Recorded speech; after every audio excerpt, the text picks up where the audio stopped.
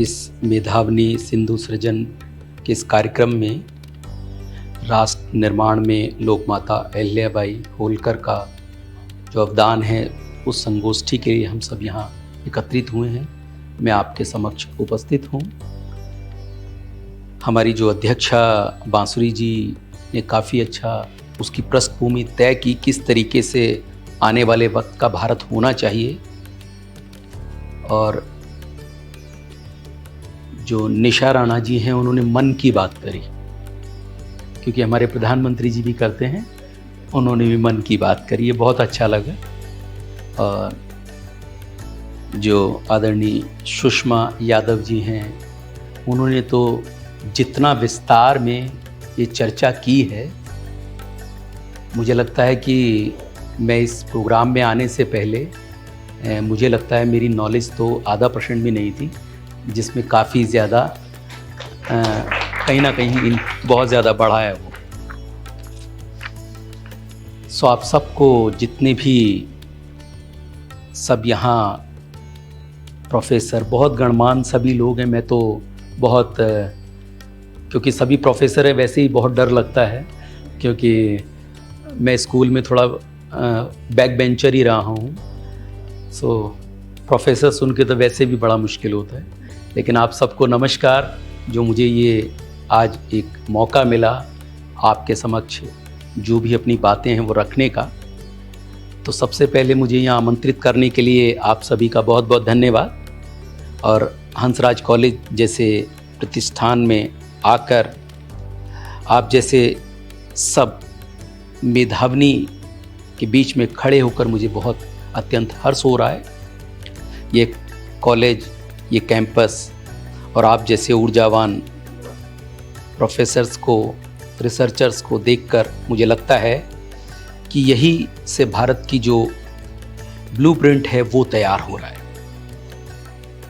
आज मैं अपनी बात एक ऐसे नाम से शुरू करना चाहता हूं, जिन्होंने अपने कार्य, अपने विचार, अपने नीतियों से पूरे युग को ही एक दिशा दी है।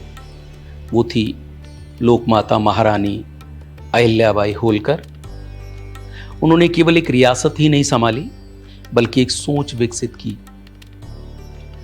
जहां नेतृत्व का अर्थ था सेवा और प्रगति का मतलब था सभी को साथ लेकर चलना, सबका साथ और सबका विकास करना। 1700 के दशक में एक महिला जिन्होंने देश के कोने कोने में विकास के कार्य किए और बिना भेदभाव के हरिद्वार, काशी, रामेश्वरम या सोमनाथ, बहुत सारे ऐसे काम जो आज जिसे हम इंफ्रास्ट्रक्चर कह रहे हैं, ऐसे बहुत सारी चीज़ें उस वक्त 1700 सन में सोचना बहुत बड़ी बात थी। वो उन्होंने बनवाए। इंफ्रास्ट्रक्चर तब भी एक दृष्टिकोण था, और मुझे लगता है वो आज भी एक बहुत बड़ा, इस देश को आगे ले जाने के लिए बहुत एक ऐसी चीज़ है जिसके बिना देश आगे नहीं बढ़ सकता। उनका असली कार्य था कि ट्रस्ट डेवलप करना, लोगों के सपनों को जगाना, उसमें एक भरोसा देना। देखिए, आज जब हम विकसित भारत की बात करते हैं तो उसके मूल में भी भरोसा ही है। अब सवाल यह है कि आज के भारत में हम कर क्या रहे हैं। देखिए, मैं एक बिजनेस मैन हूं और रोज नए प्रोजेक्ट्स लाना, अलग अलग तरीके से स्ट्रेटजी बनाना, ये मेरा काम है। और नए लक्ष्य को देखना, ये बड़ा नेचुरल मेरे लिए है। लेकिन सबसे बड़ा आंकड़ा क्या है? क्या हमारा देश आगे बढ़ रहा है? क्योंकि हम दुनिया की 5वीं सबसे बड़ी अर्थव्यवस्था बन चुके हैं, और IMF का कहना है कि आने वाले वक्त में हम पूरे विश्व की 3री सबसे बड़ी अर्थव्यवस्था बन सकते हैं। लेकिन सबसे खास बात, यह विकास किसी कोई बबल नहीं है। ये जो ग्रोथ है, ये आप सबके सामूहिक प्रयासों से आई है। आज के भारत की जो विकास की नीति है, वो केवल पूंजी के भरोसे नहीं है, उसमें आप सब लोगों का एक योगदान है। लोग सिर्फ एक किसी प्रोडक्ट या किसी एक सर्विस को नहीं अपनाते, बल्कि एक ब्रांड और एक विश्वास को, जो ट्रस्ट है, उसको अपनाते हैं। यही है विकसित भारत का मॉडल, जहां गवर्नेंस, क्वालिटी और लॉन्ग टर्म विजन के साथ आगे चलते हैं। अब प्रश्न ये है कि आपका योगदान क्या होगा। और जब मैं लोकमाता अहिल्याबाई के बारे में सोचता हूं तो एक बात स्पष्ट हो जाती है कि लीडरशिप का अर्थ है जिम्मेदारी लेना, और सिर्फ अपने लिए नहीं बल्कि दूसरों के लिए और समाज के लिए और देश के लिए। देखिए, अपने लिए सभी जिम्मेवारी लेते हैं। आप सुबह से शाम तक जितने भी काम करते हैं वो हम सिर्फ, बहुत ज़्यादातर लोग अपने लिए करते हैं। जैसा अभी भी कहा गया कि समाज के लिए जो काम करना है वो बड़ी बात है। और सुषमा जी भी बता रहे थे कि इतने व्यस्त कार्यक्रम में से कि चाय का कप भी वो बोले पिए या रख दें, उसमें से आए हैं। और आप सब लोग बिना एक छुट्टी लेकर, जो कह रहे हैं 11-12 छुट्टी केवल मिलती हैं, उसमें से एक छुट्टी लेकर यहाँ पर पेशेंटली सुन रहे हैं आराम से हम लोगों को, ये बहुत बड़ी बात है। मुझे लगता है समाज का जो उत्थान की जो शुरुआत है वो ऐसे ही होती है जब आप जो बीज आज के युवाओं में डाल रहे हैं, या जो आप एक गाइड कर रहे हैं, उससे मुझे लगता है आने वाले भारत का जो निर्माण है वो होने वाला है। आप भी इस भारत के, जो नए भारत के निर्माता हैं। ये तो मैंने आपको वो बताया है जो मेरी टीम ने मुझे लिख के दिया है, लेकिन मुझे सच ये है कि मुझे लिख के बोलने की आदत नहीं है। लेकिन आज क्योंकि टाइम बहुत ज़्यादा हो गया, आप बहुत पेशेंटली बैठे हैं कि लगभग 3:30 बज गए हैं और आराम से सुन रहे हैं, तो मैं एक कहानी से बस इस बात का अंत करता हूं, क्योंकि वो जो कहानी है वो मेरे दिल के बहुत करीब है और मैंने उसे जिया है। और मैं अक्सर अपने जितने भी जो हमारे पास लोग काम करते हैं, लगभग 1200 से ज़्यादा जो स्टाफ है वो कंपनी के पास है, और लगभग 15,000 से ज़्यादा लेबर जो है कंपनी के पास साइट्स पे काम करती है। लगभग अभी तक मिडिल क्लास और लोअर मिडिल क्लास को के 38,000 से ज़्यादा परिवारों को हमने घर दी है। लेकिन मैं उन्हें एक बात समझाता हूँ, क्योंकि मैं जब इस रियल एस्टेट के बिजनेस को शुरू करने वाला था तो मेरा कुछ भी इसकी नॉलेज मुझे ज़ीरो थी। आप ये मान के चलिए, मैंने खुद का घर भी कभी अपने हाथ से नहीं बनाया था। बना बनाया घर लेना ताकि टाइम बच सके और उसमें जाकर रहना। हम संयुक्त परिवार में रहते हैं, लगभग 18 सदस्य हैं उस परिवार में जिसमें मैं रहता हूं। एक बात मैं उनको हमेशा बताता हूं कि जो हमारा जीवन है, जैसे उसे हम समझ लेते हैं, केवल वो वहां तक रुक जाता है। अगर उनसे थोड़ा सा और समझे तो इस कहानी के माध्यम से केवल इतना आपको समझाना है कि क्या हम हो सकते हैं। एक लकड़हारा था जो उसका रोज का काम था कि लकड़ियां काटना और बेचना। जीवन के 70 साल यही उसने किया, लकड़ियां काटी, बेचा जाके, और वही कभी मिला कभी नहीं मिला, पूरा उसका जीवन गुजर गया।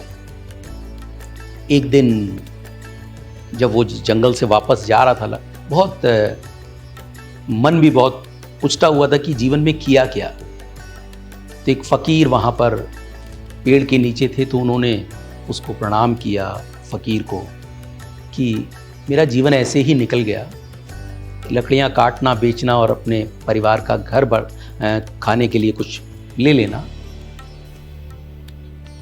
तो फ़कीर ने बस केवल इतना कहा, आप जहाँ जाते हैं उससे थोड़ा कल आगे जाना। ठीक है, फ़कीर ने कहा, वो सुन के घर आ गए। रात भर उसको मंथन भी चलता रहा, इसका मीनिंग क्या बना, लेकिन कोई बात नहीं। वो जहाँ वो लकड़ियाँ काटती थी उससे थोड़ा और आगे गए तो देखा कि कुछ दूर आगे जाते ही चंदन के बहुत सारे पेड़ वहाँ पर लगे हुए। उसको तो बड़ा आश्चर्य हुआ कि मैं पूरा जीवन 70 साल इस जंगल में कुछ ही दूरी पे पेड़ काटकर बेचता रहा। अगर मैंने चंदन के पेड़ काट के बाजार में बेचे होते तो अभी तक मैंने कितना पैसा कमा लिया होता, उसकी तो बड़े आनंद में उसने पेड़ वगैरह अच्छे से जो भी चंदन की लकड़ियाँ थी इकट्ठी की, बाज़ार में बेची, अच्छा पैसा उससे कमाया। बहुत उस दिन पूरा परिवार बहुत प्रसन्न था। तो रात को उसने सोचा कि बुज़ुर्ग ने, जो फ़कीर था, उसने ये नहीं कहा कि आगे जाना का मतलब चंदन के वृक्ष है वहाँ तक जाना। वो अगले दिन थोड़ा और आगे गया, लेकिन आगे गया तो उसने देखा ये तो बड़ा कमाल की चीज़ है, क्योंकि वहाँ तो चांदी की खदानें हैं और वो कुछ दूरी पर ही थी और उसने पूरा जीवन निकाल दिया। बस उसे तो सूत्र लग गया आगे। वो कुछ दूर और आगे गया, उसने कहा अब तो आगे ही जाना है, और आगे सोने की खदानें और आखिरी में हीरे की खदानें। वो लकड़हारा कोई नहीं है, वो सब आप हम लोग हैं। हम अगर अपने आप को लकड़ी काटने पर रोक लेंगे तो शायद हो सकता है वो हमारा भाग्य नहीं है, शायद हम बहुत आगे जा सकते। तो मैं तो आपको किसी के बारे में कुछ थोड़ा जो समझा पाऊँ, बड़ा मेरी उतना वो नहीं है, क्योंकि आप सब लोग बहुत समझदार हैं। आप सब लोगों से सीख कर समझ कर मैं यहाँ तक पहुँचा हूँ। लेकिन मैंने इतना ज़रूर समझा है कि वो जो फ़कीर ने कहा वो बिल्कुल ठीक है। आप आगे चलते जाइए, आप जहाँ पे भी हैं, जिस भी जगह काम करते हैं, वहाँ रुकिए मत।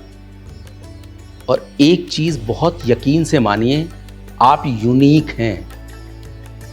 भगवान ने किसी भी व्यक्ति को, किसी भी संसार में किसी भी व्यक्ति को ऐसा नहीं बनाया कि वो एक से दूसरा मैच होता हो। आप यूनिक हैं। जब तक हम ये बात नहीं समझेंगे, हम अपने आप को कंट्रोल करते रहेंगे, नहीं हम ये नहीं कर सकते। जैसा मैंने कहा कि मैं रियल एस्टेट से नहीं हूँ, लेकिन मैंने लास्ट 10 साल में इस देश की 7वीं सबसे बड़ी रियल एस्टेट कंपनी खड़ी कर दी। लेकिन इसके पीछे एक चीज़ जो बिल्कुल बहुत फोकस में चलता हूँ कि बहुत ईमानदारी और सच्चाई से काम करना है। आप या और भी बहुत सारे ऐसे घर खरीदने वाले लोग जिनकी हार्ड एंड मनी को ले लिया और EMI वो पे कर रहे हैं, उनके घरों को वक्त पर डिलीवर कर देना और उनकी दुआओं को कमा लेना, मुझे लगता है ये ज़्यादा ज़रूरी है बजाय इसके कि प्रॉफिट कमाए। तो आज का ये मेरा आपसे मिलना मुझे लगता है मेरे लिए बहुत भाग्यशाली है। आप सब लोगों का आशीर्वाद मुझे मिलेगा। और विजया दीदी से और सुनीता जी से मैं कहूँगा, ऐसे प्रोग्राम में जब भी अवसर लगे मुझे ज़रूर बुलाएं। मैं पूरी कोशिश करूँगा कि मैं आऊँ। और सिग्नेचर ग्लोबल जो फाउंडेशन है उसके माध्यम से जो भी हम काम कर रहे हैं, अगर कुछ भी ऐसा सिग्नेचर ग्लोबल फाउंडेशन को बताया जाएगा तो वो आपके लिए उपस्थित होगा। 24/7 हमेशा आपके समक्ष होगा। बहुत बहुत आपका धन्यवाद। Thank you.